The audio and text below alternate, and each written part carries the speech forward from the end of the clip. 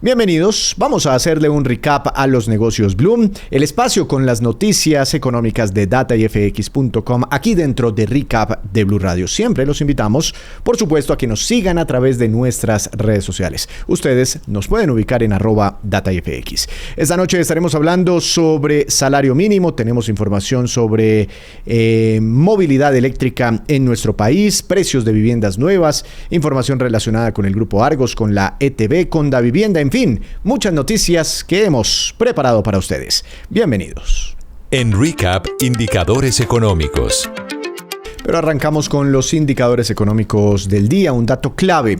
Por primera vez desde el pasado 7 de noviembre se vuelve a negociar el dólar en Colombia por encima de los 3.800 pesos. Las cifras más importantes de esta jornada, viernes 21 de noviembre, con Dari Belandia. Víctor, la carga de café bajó y se comprará mañana en promedio a 2.830.000 pesos. El petróleo europeo tipo Brent cayó a $62,44 y el estadounidense WTI también cayó y se ubicó en $58,06 por barril. La tasa representativa del mercado que regirá mañana subió a 3.808 pesos con 77 centavos y el Bitcoin cayó 4% y se ubicó en $84.551.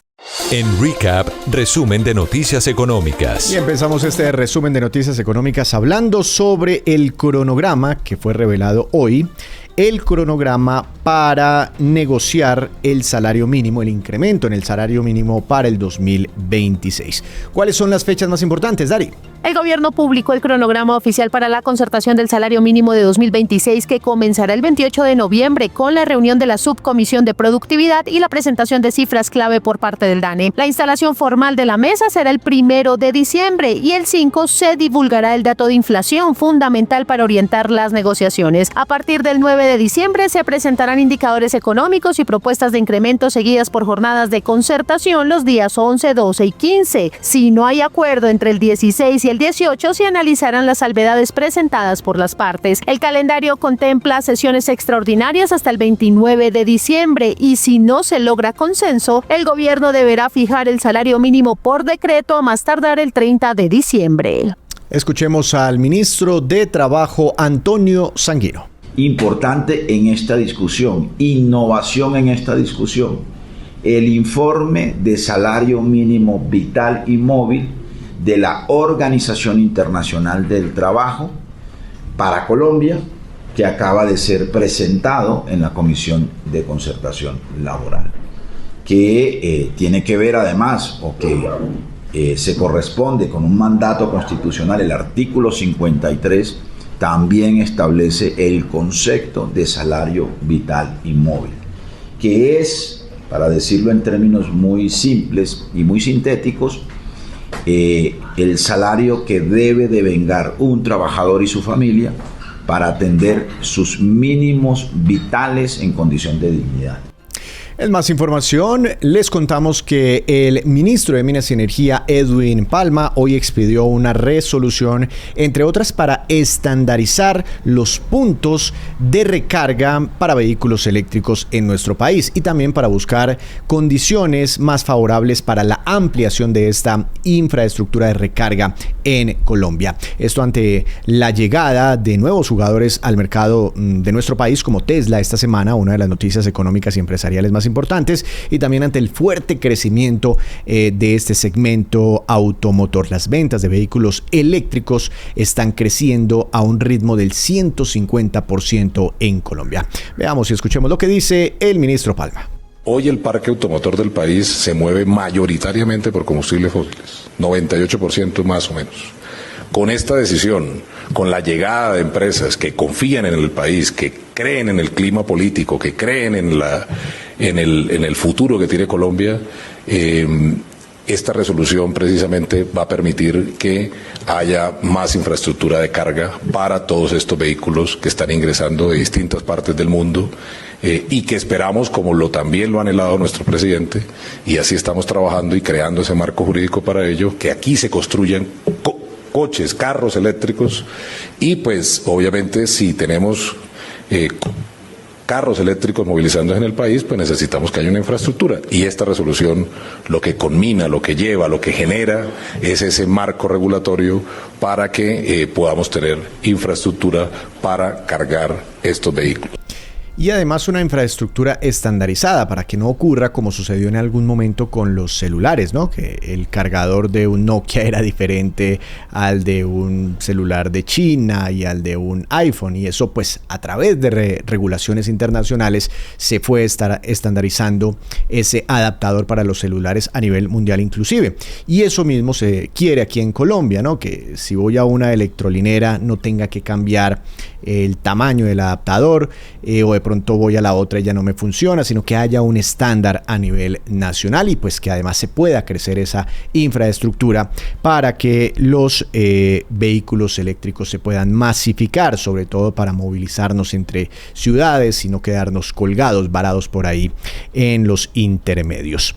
En más información les queremos contar que el DANE reportó un fuerte crecimiento en los precios de las viviendas nuevas en Colombia. Cuando hacemos el comparativo, tercer trimestre de este año frente al mismo periodo de 2024, el crecimiento fue cercano al 10%.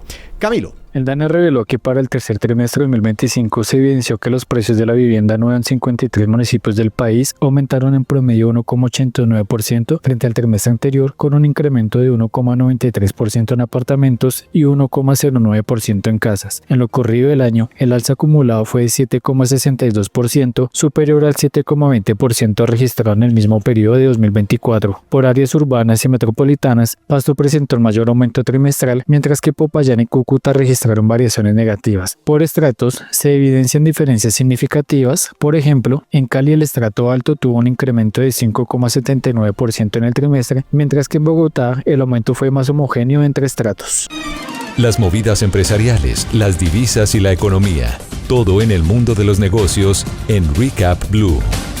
Regresamos para hacerle un nuevo recap a los negocios Blue. Hablaremos en esta oportunidad de empresas, tenemos noticias interesantes de la macroeconomía y también de datos de nuestras regiones. Empezamos hablando sobre el Grupo Argos porque fue convocada una asamblea extraordinaria para mediados de diciembre. ¿Con qué objetivo? Nos cuenta Camilo Vázquez.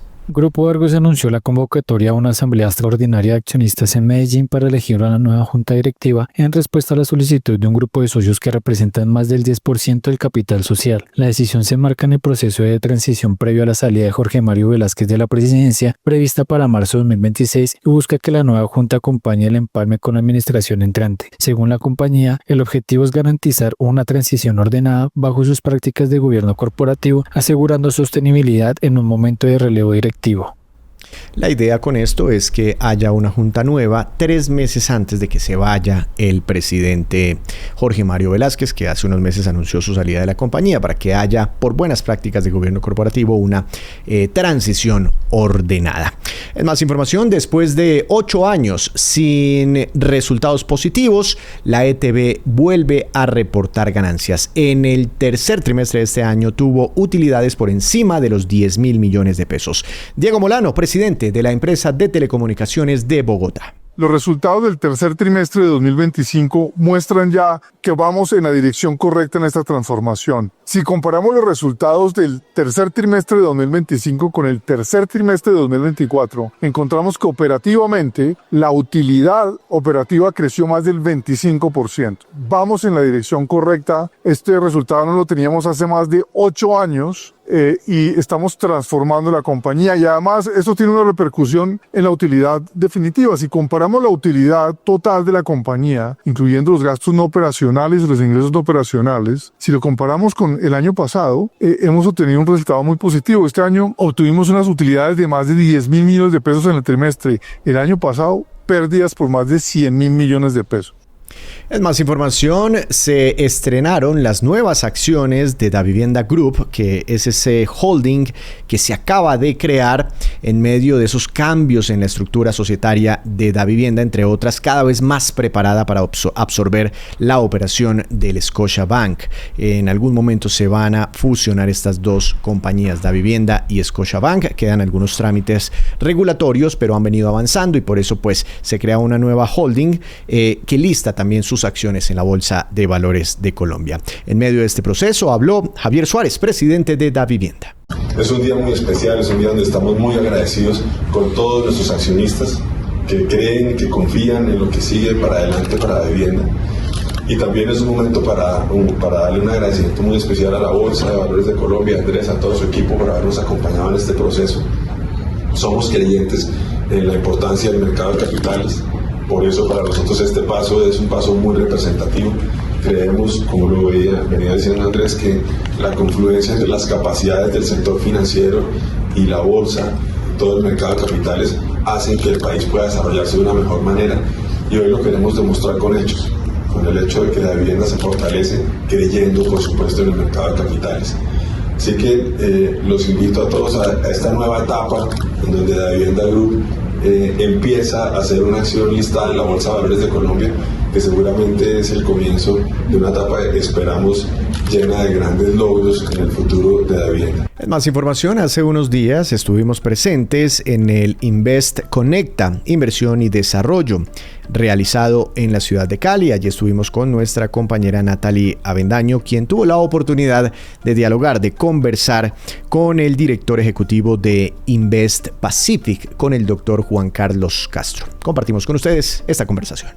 Director, buenas noches y bienvenidos a Negocios Blue. Muchas gracias por acompañarnos. Muy buenas noches a todos ustedes y gracias por tenernos. Bueno, director, comencemos.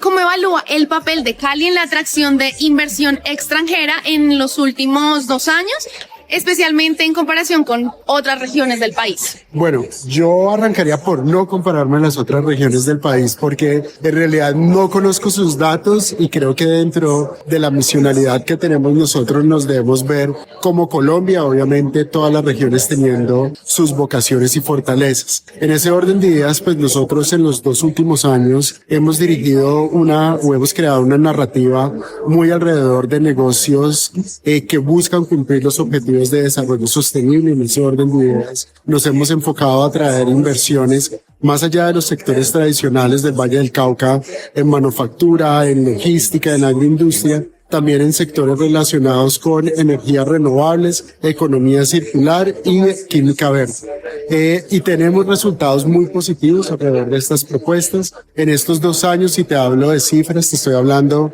de alrededor de $450 millones en 42 proyectos que han generado unos 5.200 empleos, y estas inversiones precisamente se distribuyen en estas diferentes visiones y sectores. Entonces tenemos inversiones en empresas farmacéuticas, pero también muchas inversiones que es algo muy positivo en la generación de energías renovables, que eso al final es un componente importante para las empresas establecidas y para las apuestas en tecnologías y data centers que tenemos hacia adelante. Hablando de esta generación de empleo que se concentra en la región, ¿qué factores consideran que han sido determinantes para que la ciudad pueda concentrar esto?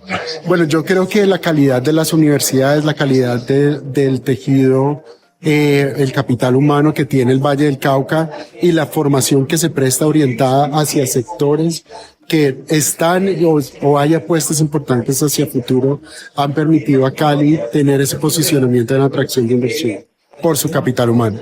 Director, ¿qué nuevos sectores o tipos de empresas están mostrando mayor interés como en instalarse en el Valle del Cauca en el año que entra? Yo creo que hay el Valle del Cauca es un sector que poco produce energía. Entonces en el Valle del Cauca se producen alrededor de unos 3.6 gigavatios de energía frente a otros departamentos que estabas preguntando, como Antioquia, que produce más de 20, o Cundinamarca alrededor de 10. Creo que ahí tenemos un reto importante para solidificar nuestra visión, y es ahí donde nos vamos a concentrar, porque sabemos que en la medida en que podamos tener energías limpias, esto aporta a los sectores de manufactura, a los sectores de logística y al sector de servicios y tecnología. Entonces ahí hay un sector base en el cual le vamos a hacer una apuesta importante. Y ya para terminar, director, ¿qué ajustes o innovación planea la agencia para seguir fortaleciendo la confianza de inversionistas, pues tanto nacionales como internacionales? Yo creo que la confianza es un trabajo que hacemos de manera público-privada. donde tiene una gran injerencia de esas apuestas, como también ese acercamiento que ha hecho el sector público desde la gobernación, de las diferentes alcaldías del departamento, en tratar de brindar esa seguridad y trabajar de la mano con el empresariado para que tengan esas óptimas condiciones para instalarse en el departamento. Muchas gracias a Natalie y de esta forma finalizamos Negocios Blue. Continúen ustedes con la programación de Blue Radio.